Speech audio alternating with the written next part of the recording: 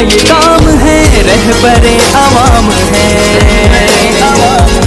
दीन का ये काम है, रहबरे अवाम है। फैज़ इसका आम है, एक जहां में नाम है, एक जहां में।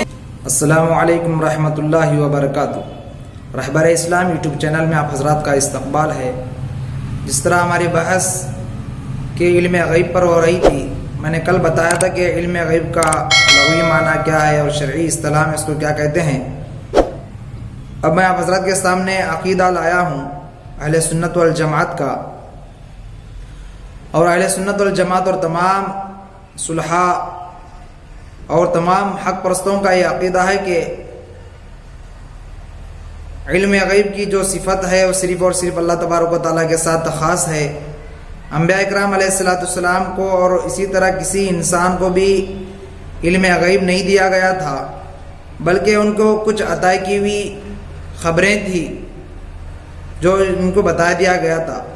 और ख़ुसूसन कुरान मजीद में तमाम अंबिया इकराम अलैहिस्सलाम और ख़ुसूसन आप सल्लल्लाहु अलैहि वसल्लम के इल्म गैब की नफ़ी की गई है। और इसके पर मुकाबिल अहमद रज़ा ख़ानियों का अक़ीदा यह है कि अल्लाह तबारक व तआला बंदों को भी इल्म गैब देते हैं जो अपने चुनिंदा बंदे हैं। तो उससे पहले मैं एक अहले सुन्नत वल जमात की तरफ से एक आयत पेश करता हूँ। अल्लाह तबारक व तआला ख़ुद फरमा रहे हैं इन्नल्लाह इंदहु इल्मुस्साअ आखिरुल आया। इसके अंदर अल्लाह तबारक व तआला 5 चीज़ों का जो गैबी इल्म था उसको बता रहे हैं कि बेशक अल्लाह तबारक व तआला जो 5 चीज़ें थीं वो अल्लाह तबारक व तआला अलावा कोई नहीं जानता है। जैसे कि क़यामत का इल्म है, इसी तरह बारिश कहाँ पर होगी और आदमी कहाँ पर मरेगा और माँ के पेट में क्या है। ये 5 चीज़ों का इल्म अल्लाह तबारक व तआला के अलावा किसी को भी नहीं है। और इसी तरह दूसरे जगहों में कहा गया कि वइंदहु मफ़ातिहुल गैब, यानी गैब की जो चाबियाँ हैं, इल्म गैब की जो चाबियाँ हैं वो अल्लाह तबारक व तआला के अलावा के पास हैं, उसके अलावा किसी के पास नहीं है। और उसके अलावा बहुत सारे हदीसों में भी आप सल्लल्लाहु अलैहि वसल्लम को इल्म गैब की नफ़ी की गई है। जैसे कि एक गोश्त का वाक़िया जो खुद एक औरत ने आप सल्लल्लाहु अलैहि वसल्लम को मारने के लिए गोश्त के अंदर, खाने के अंदर जहर मिला दिया था और आप सल्लल्लाहु अलैहि वसल्लम को जहर तक भी पता नहीं था कि किसने मिलाया। और इसी तरह आप सल्लल्लाहु अलैहि वसल्लम को जादू करना कि मुनाफिकों ने आप सल्लल्लाहु अलैहि वसल्लम पर जादू की और जादू करने पर आप सल्लल्लाहु अलैहि वसल्लम पर जादू हुआ, तो बाद में फरिश्तों के ज़रिए से मालूम हुआ कि फ़लाँ शख्स ने जादू किया है और ये क्या है। उसके बाद सूरह फलक और सूरह नास को उतार कर नाजिल फरमाकर अल्लाह तबारक व तआला ने उस जादू का ख़ात्मा किया। अगर आप सल्लल्लाहु अलैहि वसल्लम को उस गोश्त में मालूम होता कि आप सल्लल्लाहु अलैहि वसल्लम अगर आलिमुल गैब हैं तो मालूम होता कि वो गोश्त के अंदर जहर मिला दिया गया है। और इसी तरह आप सल्लल्लाहु अलैहि वसल्लम पर जादू किसने किया ये भी मालूम होता।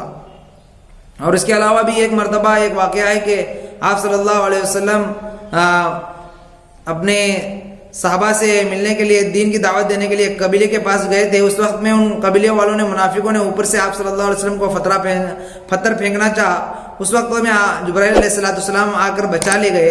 ये वाक़या भी अगर आप सल्लल्लाहु अलैहि वसल्लम को मालूम होता कि यहाँ पत्थर रखा गया, आप सल्लल्लाहु अलैहि वसल्लम आलिमुल गैब होते तो आप सल्लल्लाहु अलैहि वसल्लम को मालूम होता कि यह पत्थर रखा गया था।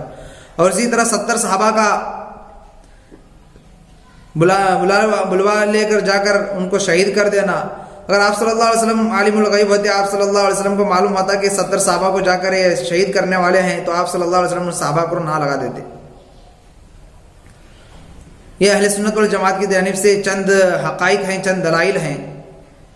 उसके बाद रज़ाख़ानियों का ये ख्याल है कि, और जाहिल मुसलमानों का ये ख्याल है कि आलिमुल गैब यानी अल्लाह तबारक व तआला को आलिमुल गैब कहना दुरुस्त नहीं है, इसलिए कि वो हर चीज़ को जानने वाला है। तो उन्होंने यहाँ उसका तर्जुमा गलत किया, क्योंकि आलिमुल गैब का माना आता है गैब की चीज़ों को जानने वाला, और गैब की चीज़ों को जानने वाला है वो अल्लाह तबारक व तआला है। उन्होंने गैब की चीज़ों को जानने वाला, ये आलिमुल गैब कहना अल्लाह को तबारक व तआला के पास कहने के लिए दुरुस्त नहीं है, बल्कि बंदों को कहना चाहिए। इस तरह का अकीदा वो रखते हैं।